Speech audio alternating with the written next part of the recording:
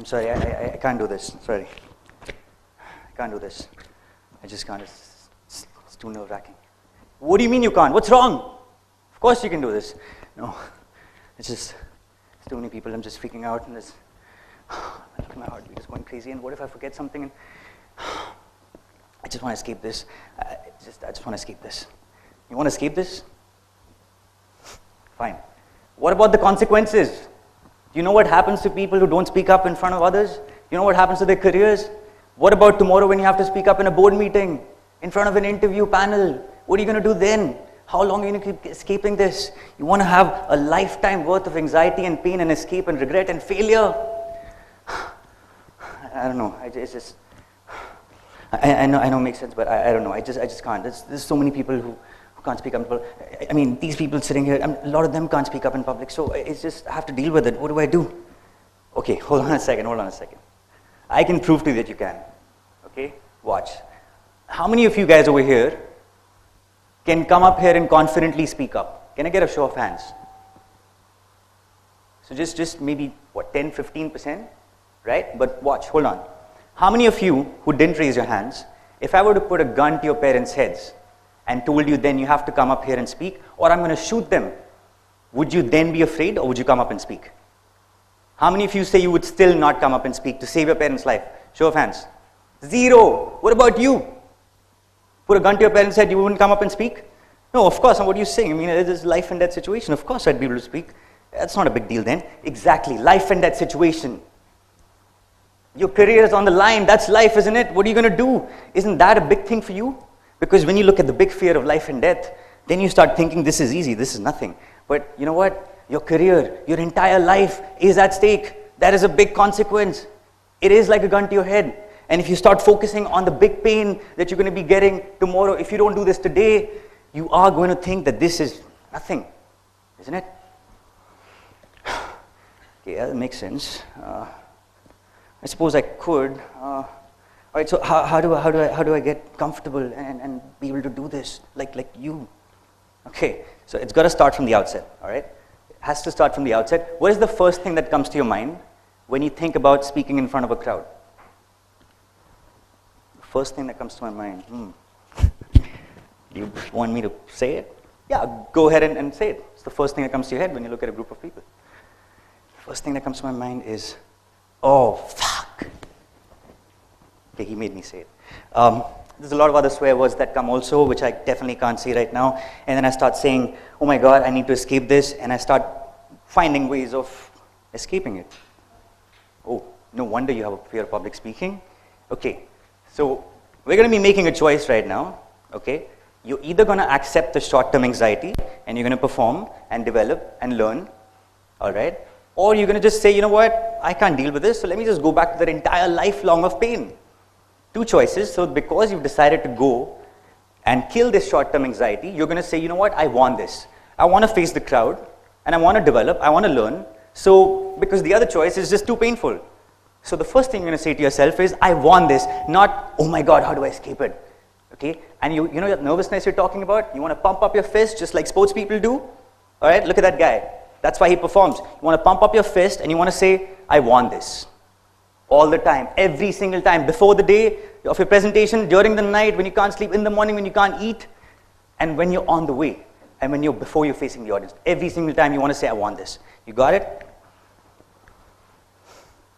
You know what, you make it sound easy, it's not. It's just not easy. It's just, there's so many things, so many issues, you know. What if I just forget and I stand there and I look at the audience and I forget? I didn't think of that. That's interesting. Yeah, I don't know. In that case, I think they're going to hang you. They're going to hang you. Obviously, how can you forget? You know, you're going to be on the front page of Times of India for forgetting your speech. It's going to be insane. Oh, I didn't think of that. Okay, so let's do one thing. Because you think you might forget, make a fool of yourself, let's just go with the other option of a lifetime of mediocrity and failure. How about that? That makes sense, right? And when you're in that lifelong mediocrity and you're looking back at your life and regretting, maybe then you can say, you know what, I chose this life because, hey, what if I forgot my speech that other day and if people looked at me weird? You want to do that because you're making a choice.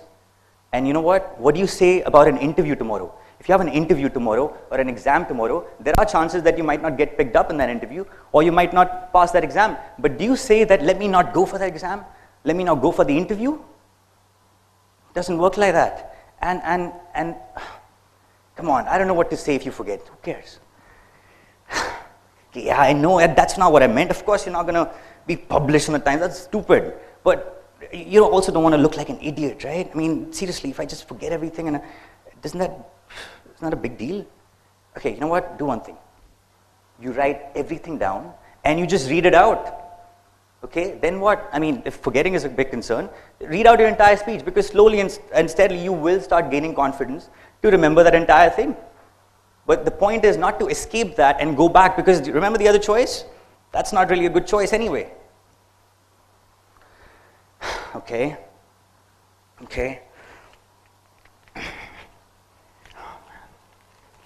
All right.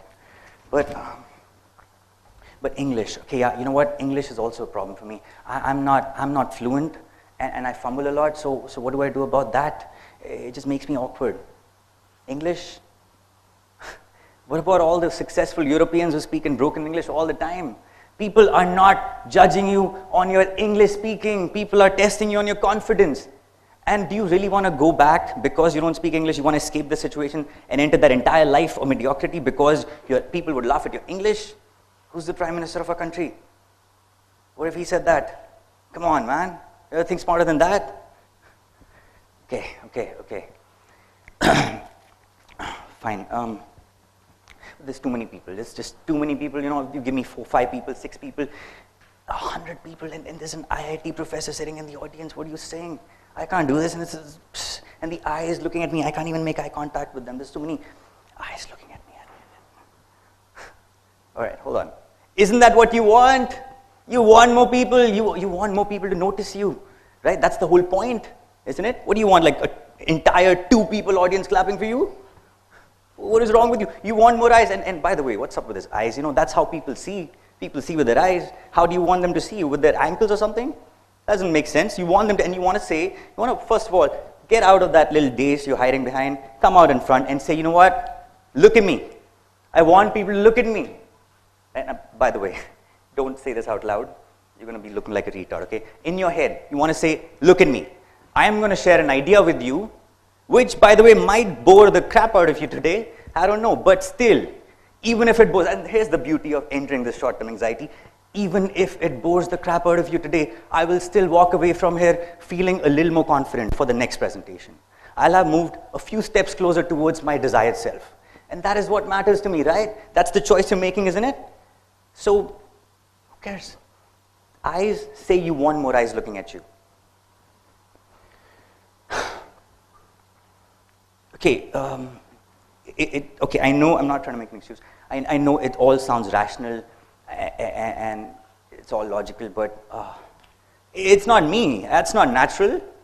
It's just not me. I've always been this way, man. I mean, if I was younger, that'd be okay, but I'm 40 years old. I'm like 15, 20 years I've been this way.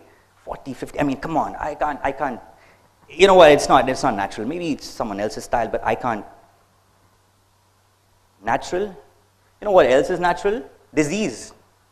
So next time you get sick, don't let the doctor interfere. Say, you know what? I don't want you to interfere in this natural process. Let me die of whatever disease I have. And what about rapists? If they tomorrow walk away and say, you know what? Yeah, I raped a girl. I've been raping a girl for 20 years. It just naturally feels okay to do so. God made me this way. It comes naturally to us. So why are you stopping us now? Let us rape in peace. What's wrong with you? Are you going to accept that? Do you really want to be natural and worthless and live in a lifelong of pain and mediocrity and look at other people push you down and pass you by just because you didn't speak up and you wanted to be natural and worthless? Or do you want to be unnatural and confident, learn, grow, succeed, and be in control? You're making that choice again, so you decide.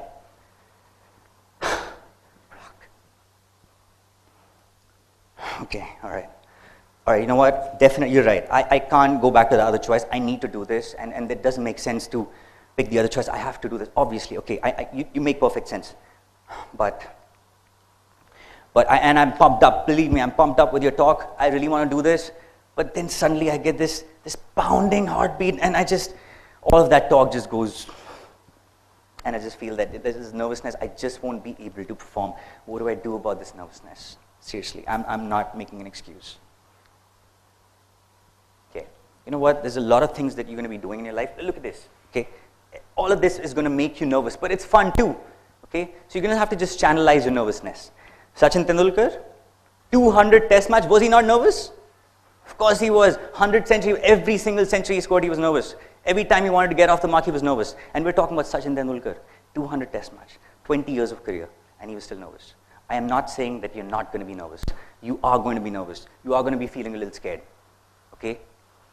The biggest orator in the world, Anthony Robbins, he jumps up and down 500 times before an audience because he's nervous. So you are going to be a little scared. Your heartbeat is going to be a little crazy, but that's how you use it. You want that energy, okay? So you want to breathe, just like that. You want to come out and you want to move around. You want to use your gestures. You want to speak loud. You don't want to just be stiff and stand like this. You're going to get even more. You want to use that energy inside of you. And you want to start thinking in your head, and you want to start looking at people and smiling at people. That's how the eyes become comfortable to look at. So you want to use that energy. And every single time you get more nervous, every single time you get more nervous, you're going to have to look at that picture of pumping up your fist and saying, you know what, I'm ready for this challenge. Because there is no other choice, frankly, is there? So nervousness is going to happen, and slowly, you're going to build it up into confidence. Now, clock's ticking. What do you say?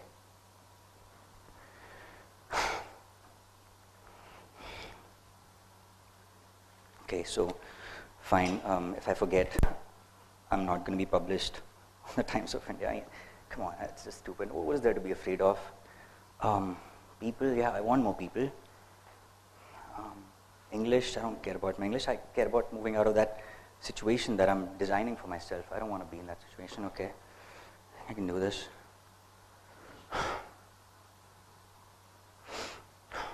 Shit, this is scary. Okay.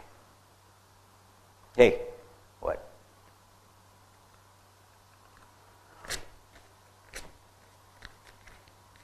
Watch me. Ladies and gentlemen, that was the dialogue I used to conquer my phobia of public speaking.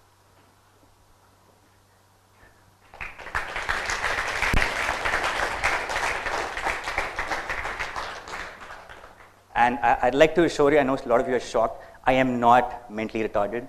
I don't have any multiple personality disorder.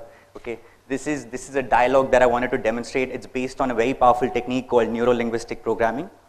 And so it's a way of talking back to yourself in the proper body language.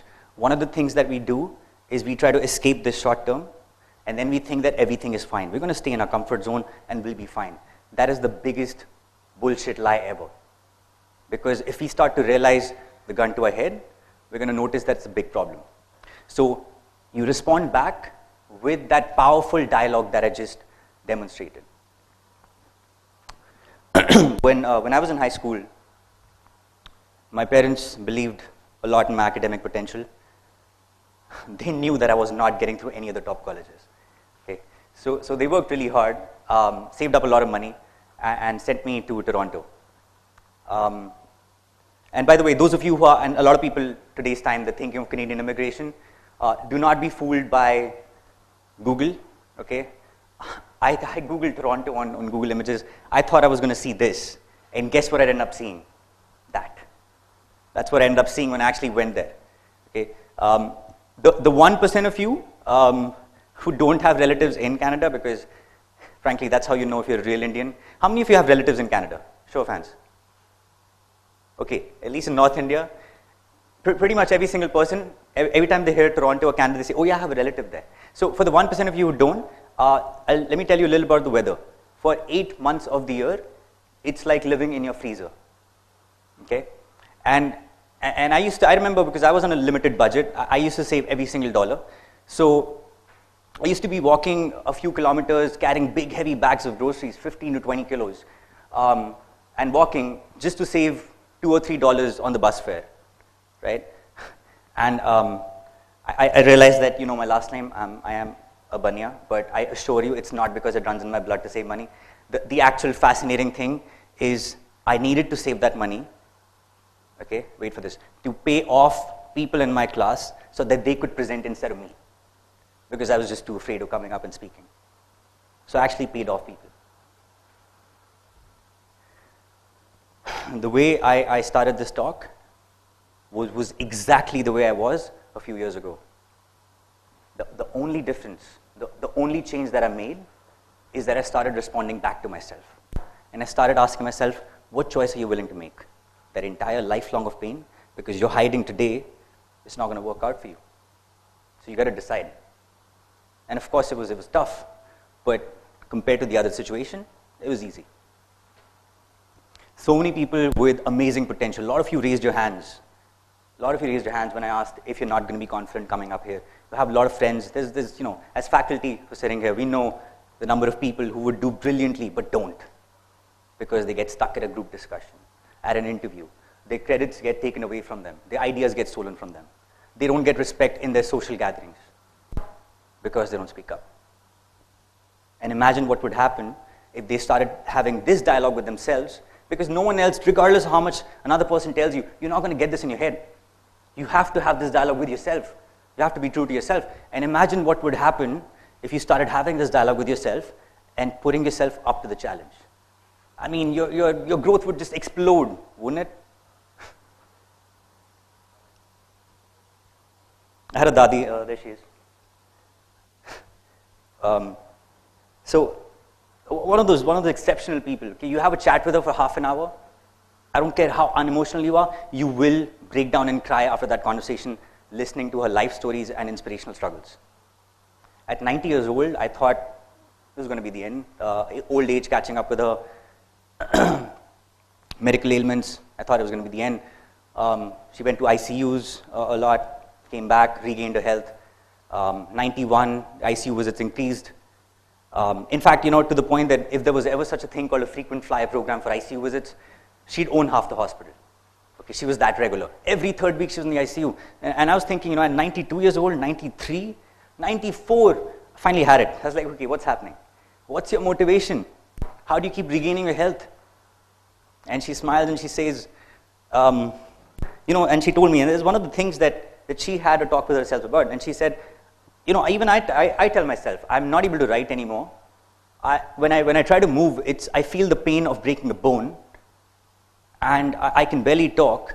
So I sometimes ask myself, what's the point? Why don't I just give up?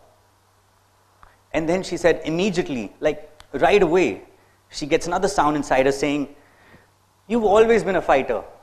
So how can you give up now?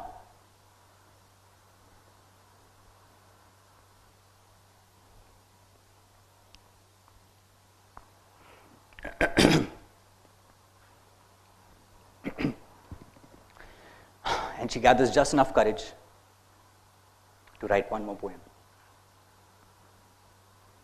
So I thought to myself, the kind of life I was choosing, paying people off and moving away, I am filling my life up with anxiety and pain and regret. I mean, I don't want to be at my dadi's and look back at my life and say I'm a nobody.